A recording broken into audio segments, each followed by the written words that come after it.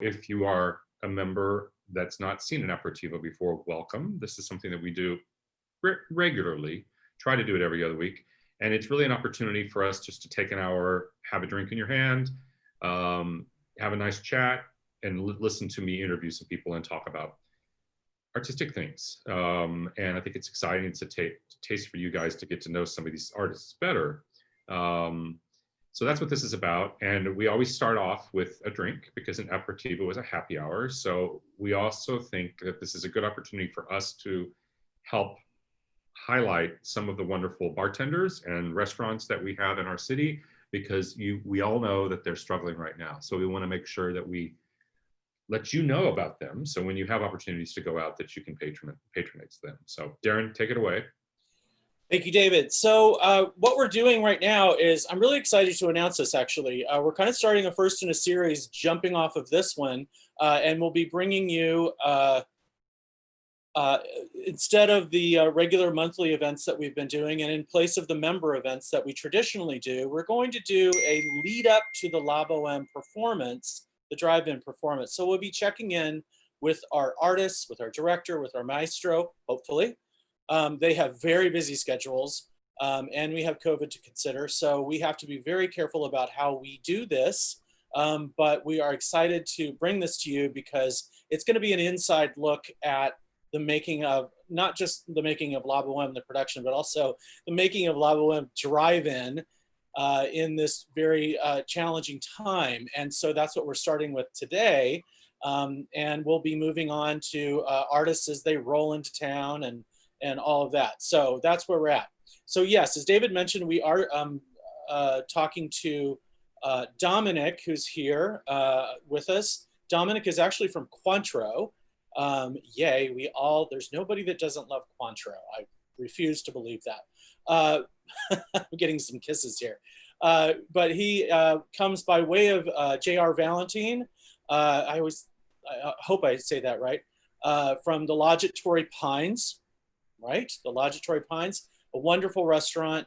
And I went today and I picked up a kit from them, which you can do. By the way, they give it to you in the most adorable little ball jar. How very Lodge at Torrey Pines of them to do. But Dominic, what have we got today? Yeah, hey everyone, my name is Dominic Alling. I'm based actually out of San Francisco, and today I decided to make the cocktail that you can get currently at Torrey Pines with the Botanist Gin, which is one of the brands that I promote. This is a great gin out of Islay, Scotland. If you're familiar with Islay, Scotland, houses some of the most reputable single malt scotches in the world. So it's made at a single malt distillery with 22 local forage herbs and botanicals. So what we're going to be making for you today is sort of a take on a sour. A sour has three components: spirit, citrus, and sweetener. So this is essentially a sour with some fresh lime and cucumber and mint. So I don't have much time, so I'm going to do this really fast, but I'm going to take some cucumber and some mint, put that in my shaker, any sort of utensil that you have around the house that you can shake in works well. And then add my sweetener, which is about 3/4 ounce of simple syrup. I'm gonna put that in my tin, and then I'm gonna muddle it, just basically releasing some of those flavors of the cucumber and mint before I actually add the remaining ingredients and then shake my cocktail. While I'm doing this, ironically enough, my daughter has been in the SF Opera, San Francisco Opera, for the last 2 years. So how ironic for me to be actually to be on this. I thought it was kind of a wild, ironic treat. She was in Hansel and Gretel last winter, and the year before that, she was in Pagliacci. So very close ties with the community here in San Francisco. So pleasure to be on board. I'm gonna add an ounce of lime juice. Fresh is always better if you're making cocktails. And then my Botanist Gin. I don't think I've added the Botanist yet. Anyway, I always try to add a little extra when I can, and then 2 ounces of that. Great thing about this cocktail, any sours, they're simple, delicious if made properly, and also they're made with ingredients that I typically have around my house. I always have a lime, simple syrup is just sugar and water, and then use some ingredients that you have maybe in your fridge or in your garden in the backyard. Give this a good shake. I just realized I was supposed to garnish this with a cucumber, but I put it in the drink, so we'll have to make do with that one. And then strain this out into a glass. And there you have it. the Lodge Side Ricky. Cheers, everyone. Fantastic. Thank you, Dominic. Back to you, David. Cheers. Thank you all. Everyone, cheers. Thank you for joining us for Aperitivo. Thank you, Dominic. And glad to know your daughter's in the chorus. That's great. You know, it's really interesting that we did Hansel and Gretel last year too, but San Francisco, Los Angeles, San Jose, San Diego all performed Hansel and Gretel last year. So I guess it was in the air, right? We did it this year. It was this year. Oh, well, that's true. I mean, we're sort of in the next season. So we're thinking of last December as being last year. But you're right. We did it. We just did it recently. Right. Yeah. In this calendar year, last season. But yeah. Thank you, Dominic. So typically, you know, you've seen me interview people like Stephanie Blythe and Patricia Rissette. And I wanted to focus on what's coming up because we start rehearsals on Monday, which is just incredibly amazing to believe for our La Boheme. And I wanted to focus on the La Boheme. And as Darren said, we're going to be doing a lot of focus on La Boheme with a lot of these Zoom calls over the next few weeks. But I wanted to think about, you know, there's a lot of art that you guys know about on stage, but there's a lot of art that you don't always get to see that's behind the scenes. And this is an incredibly complicated La Boheme. I mean, putting on an opera is never not complicated, let's just be honest. But this is particularly complicated because of the way we're doing it and because of safety concerns, but it's also incredibly creative. So I wanted to actually highlight some of the artists that are part of our staff that help make this magic happen in other ways. So I've got Joan Foster, who is our director of production. Joan, welcome. We have Jordanna Rose, who is our artistic administrator, and both of them work in the department that we call production and artistic, sort of a combined department. And I've really been focused on most of the details along with this amazing La Boheme that we're doing. But we also have Darren, who, as you all know, helps host this. But Darren has been involved with this in kind of an unusual capacity for him. We all know him as an events director, but he's done outdoor big events before. So we have him in charge of what we call front of house. So there are two things in the theater we call back of house activity and front of house activity. And back of house is really the stage and beyond, right? What goes back that direction. Front of house is everything that really is, as you imagine, in front of the actual theater. So it's what you see in the lobby, when you're in the Civic Theater, all the activity that we have on the concourse. It has to do with ushers. Well, there's a lot of other kinds of front of house activity that we have to pay attention to in this particular model. And because Darren has done big events before, Darren's getting to be in charge of front of house. So I brought the three of them here to help with this discussion. I usually provide opportunity at the end of it for people to raise their hand or use the chat function to ask a question. And I see we have someone waving. Oh, hi. We just have a hello. That's good. In the chat function. But if you have a question, don't wait to the end, because I want this to be a process of you asking us questions to find out what you think is interesting. So I know you all have heard about this La Boheme. You know that we're doing it in a drive-in concept, but I just want to talk in sort of general about that. Why are we doing that? Of course, we're doing it because it's the only other way we can actually produce right now in front of a live audience. It's it. There's no other way, really, in the state of California, and definitely with the county that we're in, to actually perform live in front of a live audience, unless you have the audience in their cars. We had started off with thinking about, well, perhaps we'll produce La Boheme outdoors, maybe in the baseball stadium, and we'll have the audience distanced. We're just not at a state to be able to do that right now. So we sort of tasked our staff with coming up with a way to do that and say, you know, like, we should explore. We may not be able to do it, but we should explore how we can bring live audience to this community, because we are an opera company. That's sort of what we're meant to do. So that's where this came from. And I think I have to say, I have to give credit where credit's due. I was inspired by some concerts that mainly Mozart did. And many of you know that organization, and Nancy Letourneau, who's their very creative CEO. And I was kind of struck by those concerts because I thought, you know, we're missing the experience of live performance, but we're also missing the communal experience of being together as an audience. So even though you're in your car and you may be alone, or you may have one or two other guests in your car, 3 feet away is another car. and you're actually sharing that experience. And that's one of the things that I think we're all missing right now. It's not just a chance to hear fabulous opera singing, it's the chance to be able to share a communal experience. And so when I came away with that, I thought we've got to try to find a way to make this work. So I'm going to start talking about safety, because safety is paramount, right? As you can imagine. And if we think about the audience, you that will be coming, we've dealt with most of the major concerns about safety by making sure that you stay in your cars. And that's really what the environment's going to be. So you drive in, and we've cut the production down in time. So there's no intermission. It's 90 minutes, no intermission. We will have restrooms, which Darren is in charge of, but without an intermission, the tendency or the need to get out of your car and go to a restroom is limited, right? So all of that it's not a financial concern as much as it's a way for us to guarantee that we're keeping the audience as safe as possible. Then we move on to safety of everyone else. And that's really where Joan and Jordy have been living the past few weeks. So I think I'm just going to start off by introducing Jordanna Rose, who deals with all of the arrangements. She deals with the contracting of the artists.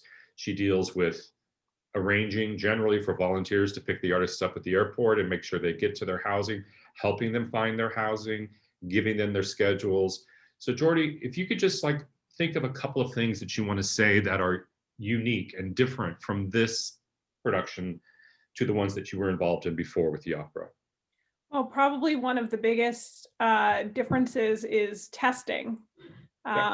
We are testing each of the artists prior to the first rehearsal to make sure that they're COVID free.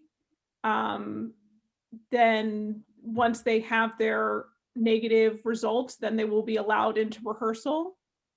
Also during this process, we have, I've been in constant communication with the artists, making sure that they're living in a COVID free kind of way. And the other thing that you've all heard about, we had a change in conductor. That also had to do with COVID and making sure that not only could he get here, but that he was safe. And it didn't really feel appropriate at the time to bring somebody over from Italy that could possibly be infected or get infected in the United States. Yeah. So, and that's an interesting point, because it's a fantastic conductor. We really were excited about having him here. He conducted our Turandot 2 years ago, Valerio Galli. By the way, he's from Viareggio, which is the city in Italy where Puccini's from. So he has Puccini in his blood. I mean, he's like the perfect conductor for Puccini. But we have a visa for him. We got that approved through the United States. So on the US side, it was all good. The challenge was Italy set up some rules saying that he would have to go to the city that he was flying out of, and then there would have to be another approval process that could be denied. They could actually say, you know what, even though you have a work visa in the United States, we're not going to let him go. So we just decided to give him another opportunity. We're not giving him the boot. We're just going to make sure that he comes back another time when we have a little bit of a safer environment. So we have a question that we'll respond to. How often are you testing artists, and how long until you get results? So we are testing everyone, every person that's going to be in the room in any way, including our staff, including all the crews, everyone's being tested. So we're establishing a baseline of negative tests from everybody if you're going to be involved and interacting in any way. Same thing with the musicians of the symphony. We are not doing weekly testing, because what we're doing is we're establishing that baseline, and then we have a protocol that we've developed, a safety protocol, very complicated, that we had to submit to the Department of Public Health with the county and have approved. And what we do is that if anyone is symptomatic in any way or feels at all, we have a daily checklist of symptoms. If they have any of those, then we remove them from the process and we test them again immediately. And we do the fast tests with the ones that are, you can see downtown, you can get them in, I don't know, how many minutes does it take to get those back? Not long, 20, 30 minutes, you can get the results. Yeah, I think I got mine within 40 minutes yesterday, the other day. Yeah. So, but for those people that are already in town, like me, We are asking some of them to do the one that has the 3 to 4 day time horizon on the results if they don't need to be in rehearsal the next day. The artists are, most of them, not arriving until Sunday. So we will actually bring them all together Monday morning as a group, and we will have them tested before the first 11 a.m. Rehearsal.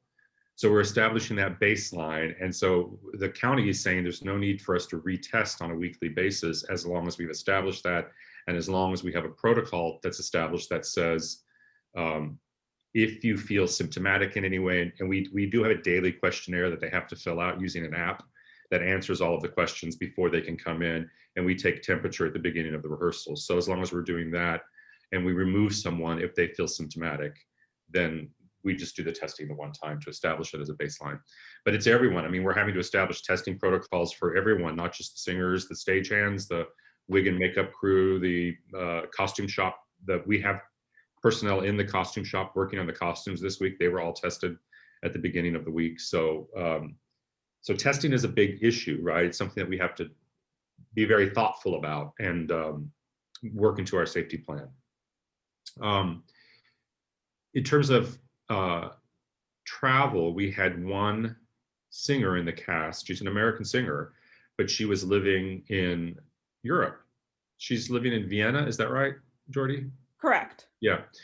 Andrea Carroll, she's singing Musetta.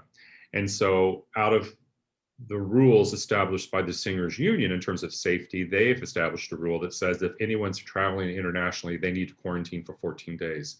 So we had to bring her in 2 weeks in advance and of course pay for her housing and per diem to let her sit in quarantine. And we had her tested her first day here. So we established again, no infection with her, no virus. And but then she had to follow a definition of how we define quarantining. It's not, we didn't define it in a way that it was a bubble where she couldn't leave the house. She just had to have very limited kinds of activity that she could do, and also test. Did we test her once or twice? Once. Yeah. So you know, testing isn't something we really typically think about very much at the beginning of doing an opera, but that's where we are. We've hired a safety officer. Joan, why don't you talk a little bit about that? Because you've interacted with him quite a bit, and you helped interview him. So yeah, he's and Jeannie's been working very closely with him as well. There's just in any opera there are innumerable details that have to be sorted out. This probably doubles the number of details that have to be sorted out. So Jay Koppelman is our safety officer, and you know, from anything from writing the plan, communicating with the county and getting okays from the county, doing tweaks, to tracking that everyone is getting tested, tracking that everyone has gotten the safety, any of our personnel have gotten the safety plan and are signing off that they've read it, to figuring out what these questions are, figuring out the schedules of how these people are going to get scanned. And also at every new group of people that starts, he's going to do a safety talk. He's going to remind people to wash their hands and stay distanced and all of those other kind of things. So yeah, it's a lot. It's a lot. And I for one am grateful that we have somebody doing that so that staff doesn't have to take that on, because in a lot of companies, staff has been taking on that kind of stuff. So I'm grateful for that. So let's talk about the rehearsal process. And so let's describe if we were going into La Boheme at the Civic Theater, what would we be anticipating this week before we start rehearsals? And what's going to be different? Well, so the first thing is that we're outside. Yeah, exactly. All of our activities, every activity that we're doing except for building the costumes and adjusting them, and the dressing rooms when we're doing the performances, everything is outside. Every minute of rehearsal, everything is outdoors, because that is a much safer environment. So talk about that. That's been an interesting process to go through, right? Well, right.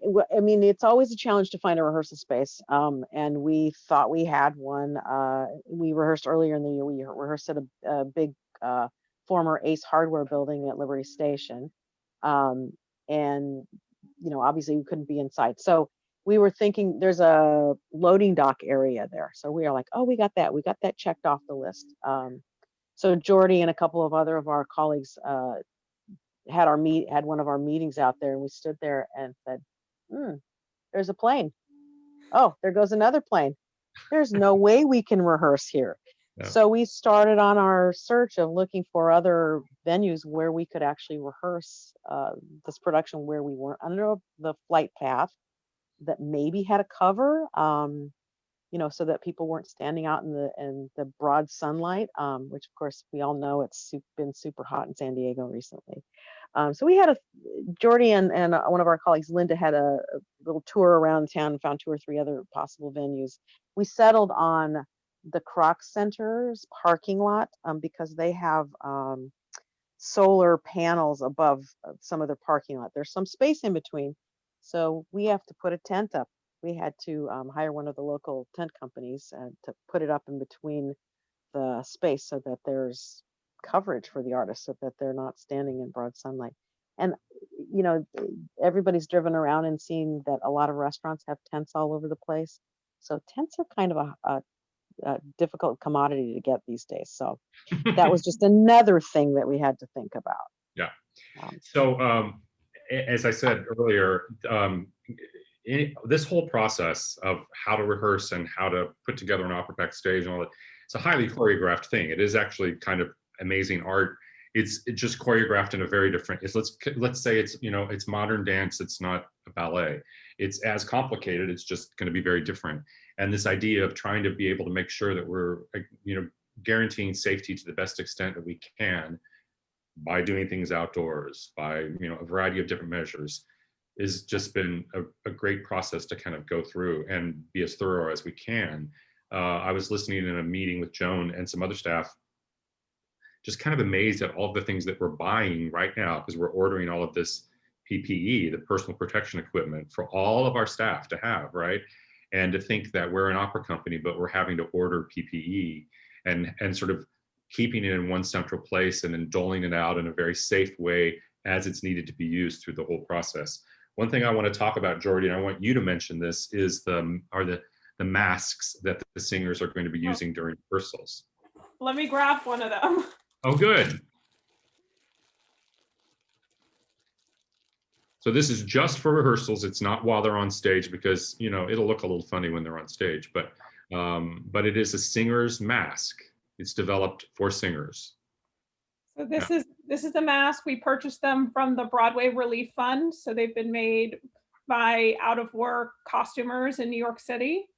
They are made so that you can, wrong way, so that you can open your mouth wide and not have the mask come off your face. So there's lots of space in the mask for the air and the sound to travel, and a lot of space vertically so that the sound is not altered by the mask. Very cool, right? So they're also, that group is also starting to make instrumentalists masks that have slits so that the mouthpiece can go inside. Oh, very good to know. We'll get to that in a minute, because we have some very interesting hoops to jump through with the symphony to guarantee their safety. So let's talk about, we've talked about the rehearsal space. We'll be in the rehearsal space, that outdoor space at the Kroc Center, for a little over a week, right? Just a week. Just a week. And that's where we'll be rehearsing. And then of course we move to Pechanga, to the parking lot of not Pechanga Casino, just to make sure everyone knows. It's the sports arena that's now Pechanga Arena. That's over off of Sports Arena Boulevard, right? And there we are building, in effect, a new theater, because we're in a parking lot. Do you know the stage dimensions offhand, Joan? I didn't get that. I think it's 44 by 60. Yeah, so 44 deep, 60 feet wide. Other way around. And how does that compare to, the other way around. How does that compare to the Civic? It's probably a third the size. Yeah, so it's big space. And the reason we have to build so big is because we have another safety issue that we have to deal with the singers. And I think you all know, singing is one of the activities that people are worried about with COVID. because there's a lot of aspirate that can actually come out, particulate matter as you sing. So we have a distancing requirement that the union that represents the singers has required of 120 square feet per singer. And they have to remain within their own space of 120 square feet. They can't encroach in each other's space. And the way that's determined is 15 feet in front and 4 feet on either side. So that's the 120. And Darren just sent me a private note, which just reminded me of something that I should tell you all. It's a very interesting story.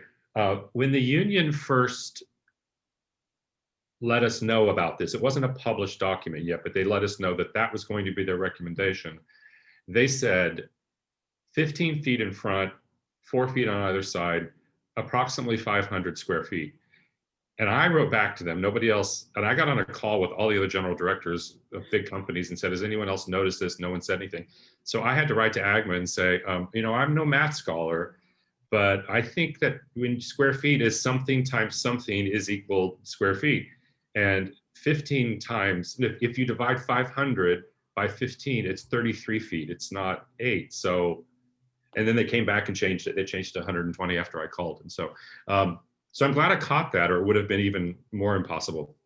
So we have to stage it in such a way that everyone stays in their own space. That means we have to have a big stage. That also means it's really impossible for us to contemplate doing an opera with a chorus, because those chorus members also have to have 120 square feet. So expense aside, just space makes it impossible. And then also a chorus, of course, has to have some kind of nearness to each other to have good musical sound. So we were able to get a waiver from the Singers Union, which allowed us to not perform with a chorus in this poem, which also shortens the time because we've cut the music of the chorus, which helps us with the shorter production, which helps us not have an intermission. So all of this is good. It's all safety related. It's not saving money related. It's safety related. Why don't we, Joey, why don't we take a look at some of these images? We have some renderings of what it's going to look like. So this first one is just sort of you can sort of see it's a big stage. It has 3 layers to it.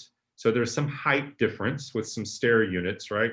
But you can sort of see where the chairs are. The chairs represent the spaces where the singers kind of live within, and they stay in those spaces. So you might think, how is this going to work? I mean, how, like the Café Momus scene that we all know, where they're all supposed to go to the cafe together as friends, and Musetta sings the waltz, and it's that big scene. How is that going to work? Well, the whole concept of this with our wonderful stage director, Couture Stacan, is that it takes place in Rodolfo's memory. So Rodolfo is in present time. Rodolfo's a writer, remember? And he's down, you see at the front of the stage there where there's a table and a chaise lounge and all of that. That's Rodolfo's space. And Rodolfo is in present time, and every interaction he has with somebody is a memory of that. So he's reflecting as he's writing. So you can imagine how a director can tell the story of Rodolfo being here and Mimi being very far away from him on the stage, but the memory allows them to have an interaction when they're not close to each other spatially. So that's how it's going to work. You see the big scenic element. Let's look at another one of the slides. So this is you can sort of see where it's going to live now next to the arena. It's sort of the stage is set up there next to the arena, and the proximity of the cars to it. You'll see there's sort of a platform in front, and that's where we're going to have cameras, because of course we have to film this so we can project it onto what you see over on the left. There is sort of a little mock-up of the space of a screen. We have 6 very large screens that are going to be throughout the park that are not projected on. They're actually, digital screens that the film will be shown on. So if you're far away from the stage, you'll still have a good view. Let's look at another one, Joey. There's just another view of it. That's a view of what one of the screens is like. It won't actually have that big black presence behind it. It's a screen that sits up on a pole that's brought out via a wagon. Yeah, you can see the trailer at the bottom that it Yeah. sits on. Yeah, so that's actually it's a photograph of the actual thing that we're having. They sit at the height of 10 feet high. The bottom of them start at 10 feet and then they go higher. And we have two different sizes, one slightly larger than the other. And there'll be, again, 6 of these placed throughout the parking lot to make sure that everyone has a good view if you're far away from the stage. Yeah, I think it's back to where we were before. And I just wanted to focus in on these. If you'll see on the stage, you see these posters. You might recognize those, not the ones on both sides of the stage, but the ones that are actually at center in the back of the stage. If you might recognize those because those come from our old production of La Boheme that we've shown many times before. We've gotten rid of that production, but we have saved some pieces. They're beautiful, so we saved these portions of it. Yeah, and those will be on these poles and they can turn. So we can change some of the look of the stage by using those posters. David, somebody asked about the height of the stage. The downstage height is 5 feet and it goes up to about 9 feet. So the point of it is that you will see the artists on the screens generally, unless you're right down front. Yeah. And the good thing is that we got these screens. It was a really good solution because again they start at a high place, so they're on a pole, so they're not going to interfere with your ability to see the live stage if you can see the stage, right? And the other thing that we need to make sure everyone understands is that it's FM radio, so the sound is going to be coming through FM radio on your car, which is actually a much higher quality of sound than if you had speakers throughout the audience area. And it also, there's an issue with digital media, with video and audio, with the word we call latency, which is getting them to be in the same time, right? It's very hard to do that. So we remove that by not having the speakers out there. We actually are running it through the FM radio. So I think that's going to be a good experience for us. And Joan, why don't you talk a little bit about the conversation that you guys had with the director of the Phoenicia Opera Festival about intimacy things. So yeah, make sure they tell them who she is. Yeah. So I'm sorry, I can't remember her last name, but Maria, she's the general director of the Phoenicia Festival, and they did a one night only Traviata, I believe is what it was. Tosca. Right. I'm sorry, Tosca. Yeah. So they did. I think they had between 400 and 600 cars. They did have a chorus, and they did have an orchestra, and they had a very different style of stage than we had, but they had their 4 screens across the front. So imagine that the distance you were from the stage was the distance you were away from the screens. Mm-hmm. So they had blow up screens too. If you've gone to any of those movies that the city shows in the park, that's what they were looking at the show on. So those took an hour and a half to blow up. They took time to take down. So it's a much different situation than what we have. We have LED screens, and from what she told us, the people loved it. They had no complaints about what they were seeing. And the other thing, a couple of things that she said this, that people really did feel like they were part of an audience together. But I think what you're talking about, David, in terms of the intimacy, is that the one thing that it really stuck with me was that because you're seeing the artists up close and they're mic'd, you can see them breathe. You can't see that from the opera stage. I don't care if you're in the front row. You can't see that the same way you will be able to see that on video. So you, in many ways, will feel even closer to the artists than you normally would. And hear them breathe too, because they have, each singer is going to be mic'd with probably like this. Yeah, right. So in through their wig, but they'll have a microphone very high quality microphones very close to them. So even though you're going to be far away, it's going to be an intimate experience in many ways that you're not able to have in the Civic Theater. That's what the one company in the United States who has attempted this, the Phoenicia Festival in New York, found with their experience. So I think we're going to be in good shape. Nick asked a question about how high the stage was, and also put in that about sight lines going to be an issue and allowed outdoor space. But that's the reason why we're putting these 6 video screens, strategically placed with the help of some smart minds that we have on staff, but also the company that's manufacturing these video screens. You know, we do look at sight lines in the theater when we draw a drawing, technical drawings of the set in the theater.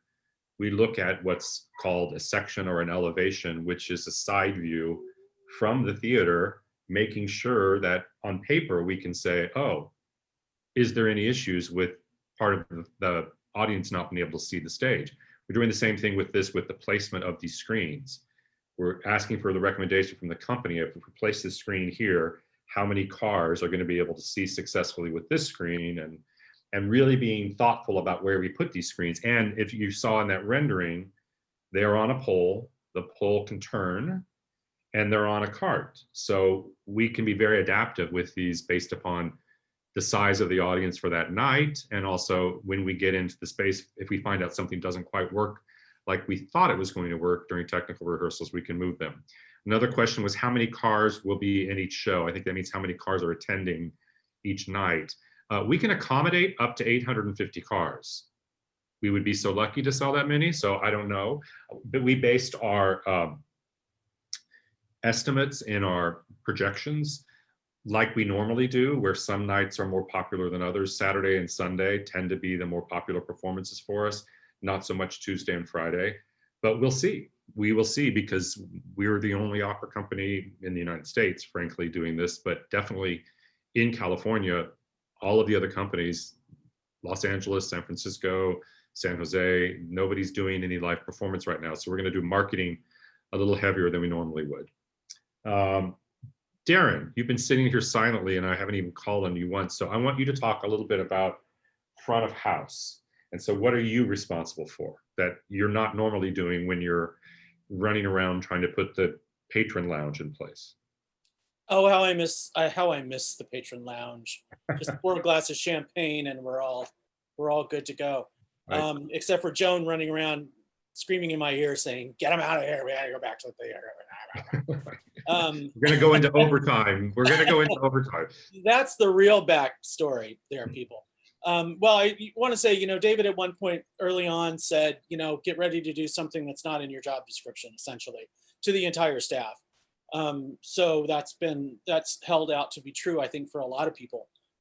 So what I'm doing is really overseeing and working with patron services who, you know, patron services, they're at the Civic or they're at the Balboa and they've got their setup and that's the same thing they do all the time. So it's pretty rote, and this isn't rote at all. This is not the same. I do have a lot of experience of doing big events. Have I ever done a drive-in? Absolutely not. Nobody has. So what I did immediately was get a hold of Ace Parking, to be honest with you. Ace Parking has made a name for themselves during this challenging time in providing services like this. So I'm comfortable with the fact that I've gone actually and seen what they have done on a smaller scale with a couple hundred cars and how they organize that. And that's how I've educated myself in how we get you as a guest comfortably, easily, safely into the parking lot and directed to the right area, and then get you out again too. I always say I have most opportunity to make people mad, and I don't want to do that. So know that this is, you know, being handled in the most professional way that we possibly can. And so anyway, what I'm doing is just overseeing that part of it so that when you get there, you're directed cleanly and easily on the right path. And as you get to the next step, there's another person that will direct you into that spot. And then again, in the reverse when we go to leave. So if there are any issues with ticketing or anything like that, which does happen, we do have an area set up that you can drive over to. Our main goal is, of course, to give a good and clean experience for you, but also 100% it has to be about safety. So everything we do is considering safety. And yes, we do have restrooms available if you need to use them. They are nice restrooms. They're not just the blue boxes at a fair. but we do have those if you need that. But we do hope that with the 90-minute run, maybe you won't need to get out of your car. We'd love to, by the way, we'd love to come and say hello to you. I want to so badly. The entire Devo team, everybody wants to go and say hello to you in the car, and we can't. So know that we are dying to, and we can't. Darren, that's fun. So we have, Darren refers to the Devo team. Of course, that's what we call the development team. So that's our fundraising staff, right? And they have a daily call every morning, and I join it on Thursdays, just so if they have questions they need to pose to me.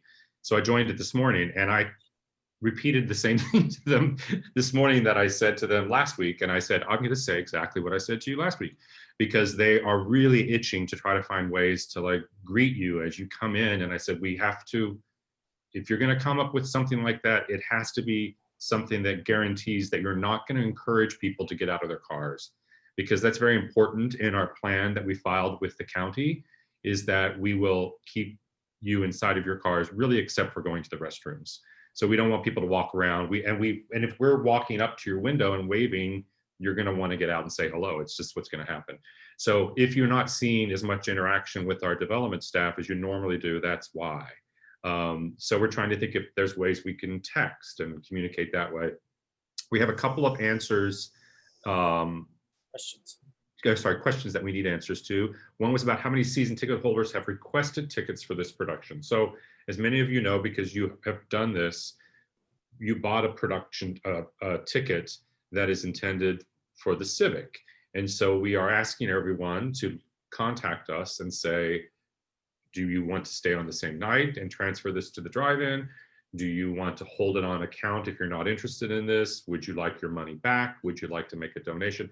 We've had very, very few people ask for either a donation or, refund or a donation. Almost everyone that we're hearing from, although some people have initially said that they weren't excited about this concept, are going ahead and transferring over. The numbers, I don't exactly know, Carol, off the top of my head. But we're starting single ticket sales now, right? Actually, what we've done is we started with everyone that had subscribed. Now we've been going through the process of going to everyone that was usually subscribed with us, but did not this year due to COVID concerns. And the next step is what we always do, which is a big postcard mailing and TV. And I think we did a postcard mailing to 16,000 people that just dropped the other day. So you'll start to see that. Another question is, so it won't take forever to leave. Absolutely. Yeah. So if you've been to the sports arena, you know that you enter off of Sports Arena Boulevard. And so ACE parking staff will bring them in. But how many exits do we have, Darren? We have at least 2. And also I want to say, I appreciate that. Hi, Christine, by the way, I didn't know you were on there. I appreciate the fact Andrea Bocelli live, I'm sure had quite a few people in that parking lot. We have a much smaller number, so please keep that in mind. Yeah. Don't be worried. I shouldn't say this out loud, but I'm actually not worried about the exit after talking with ACE. Yeah. They are well schooled at doing this, and mostly this is designed to get people out, the actual parking lot. So there's 2 or 3 going off of Kurtz, and then of course there's the other side back onto Sports Arena. So I think that we'll be pretty good with the exit. And they said we were on a site visit meeting, and the representative from ACE Parking, we had asked the question, should we try to get additional police to help with traffic control, because we do that downtown, right? And they said, no, you don't need it, because this is the same thing that we do when we park 7,000 people. Thousands of cars. Yeah. So that's sort of the front of the house thing that Darren's in charge of. Darren also got us involved with a very interesting young man who's a consultant who helped us with our gala a little bit last year, Willie Redfern. And he's been very involved with things like Coachella. You may have heard of that, the big, indie music festival. Also Kaboo, which is another big music festival. So he's very adept and experienced at producing festivals. So we brought on some people that have expertise in areas that we don't normally talk about. Joey, David, sorry, David, can I just, sorry to interrupt. Yeah. I did want to point out, we have an Instagrammer named Tasty Babe, Yeah. who I just met with today, and she's wonderful. And she's putting up a number of restaurants to